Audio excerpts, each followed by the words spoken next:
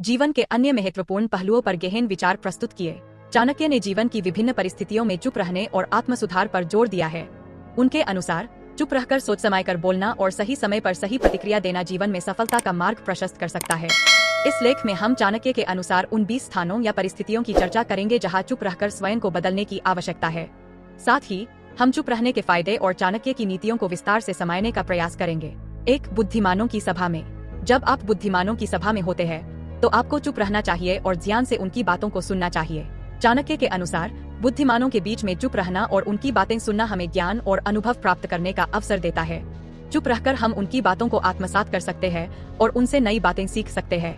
इससे हमारा दृष्टिकोण विस्तारित होता है और हमें अपनी समझदारी में वृद्धि का अवसर मिलता है। 2. अज्ञानियों के बीच। चाणक्य के अनुसार अज्ञानियों के बीच अपनी बुद्धिमत्ता दिखाना व्यर्थ है। ऐसे लोगों के बीच तर्क वितर्क करने से कुछ भी प्राप्त नहीं होता। इसलिए ऐसे समय में चुप रहना ही सबसे अच्छा होता है। इससे हम अनावश्यक विवादों से बच सकते हैं और अपनी ऊर्जा को व्यर्थ नहीं करते। चुप रहकर हम अपने आत्मसम्मान को भी सुरक्षित रखते हैं और अनावश्यक विवादों में फंसने से बचते हैं। 3. अपने शत्रुओं के सामने। चाणक्य कहते हैं कि शत्रुओं के सामने अपने विचार और योजनाओं को प्रकट करना खतरनाक हो सकता है। शत्रुओं को आपकी योजनाओं की जानकारी मिलने पर वे आपको हानि पहुंचाने का प्रयास कर सकते हैं।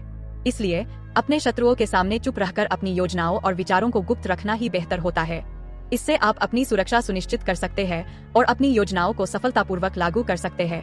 4. धनवानों के सामने। धनवान लोगों के सामने अपनी गरीबी या अपनी आवश्यकताओं को व्यक्त करना अनुचित हो सकता है। चाणक्य के अनुसार ऐसी परिस्थितियों में चुप रहना ही बेहतर है। इससे आप दूसरों की सहानुभूति या दया की अपेक्षा नहीं करते, बल्कि अपनी मेहनत और प्रयासों से अपनी स्थिति को सुधारने पर ध्यान केंद्रित करते हैं।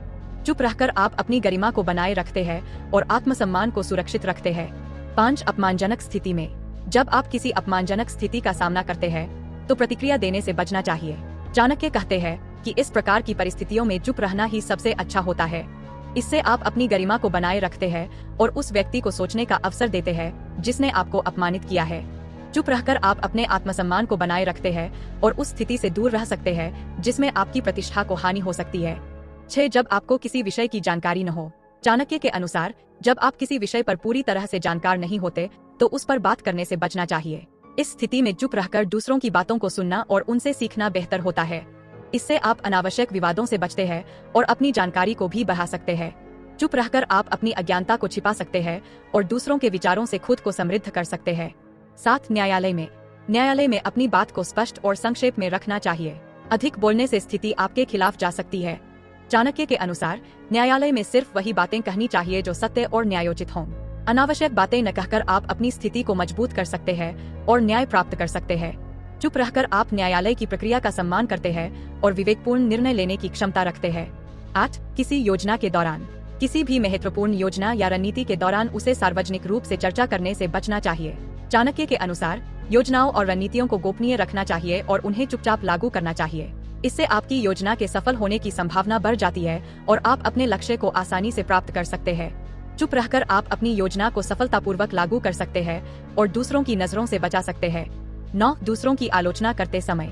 दूसरों की आलोचना करते समय सावधानी बरतनी चाहिए। चाणक्य कहते हैं कि आलोचना को संयमित और संतुलित तरीके से करना चाहिए। यदि आप किसी की आलोचना करना चाहते हैं तो पहले उसके सकारात्मक पहलुओं पर विचार करें और फिर नकारात्मक बातों को कहें। चुप रहकर सोचने का समय लें और फिर अपनी बात को संतुलित तरीके से रखें।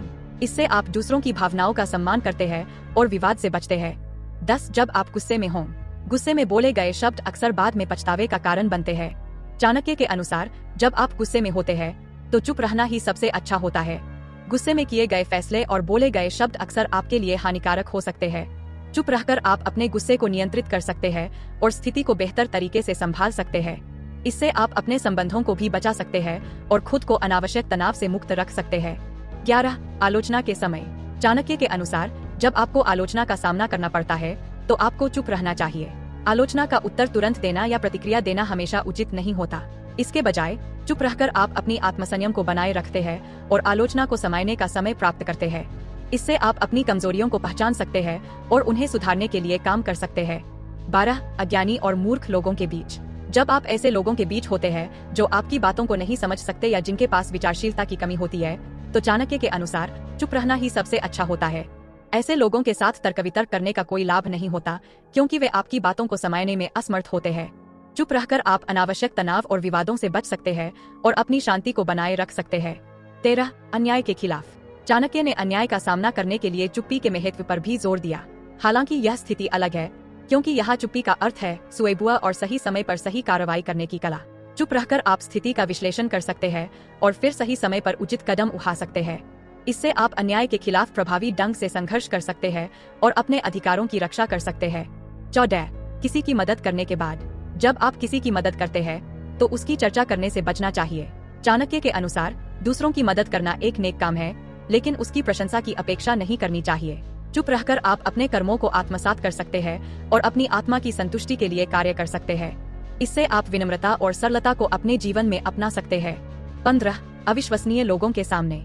जब आप अविश्वसनीय लोगों के बीच होते हैं तो आपको अपने विचारों और योजनाओं को प्रकट करने से बचना चाहिए। चाणक्य के अनुसार ऐसे लोगों के सामने चुप रहकर अपनी योजनाओं को गुप्त रखना ही बेहतर होता है।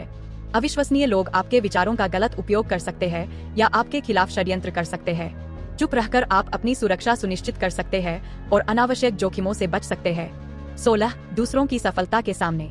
जब आप दूसरों की सफलता का सामना करते हैं तो चुप रहकर उनकी सफलता का सम्मान करना चाहिए। चाणक्य के अनुसार दूसरों की सफलता पर ईर्ष्या या नकारात्मकता की भावना से बचना चाहिए। चुप रहकर आप दूसरों की सफलता से प्रेरणा ले सकते हैं और अपने लक्ष्यों को प्राप्त करने के लिए प्रेरित हो सकते हैं।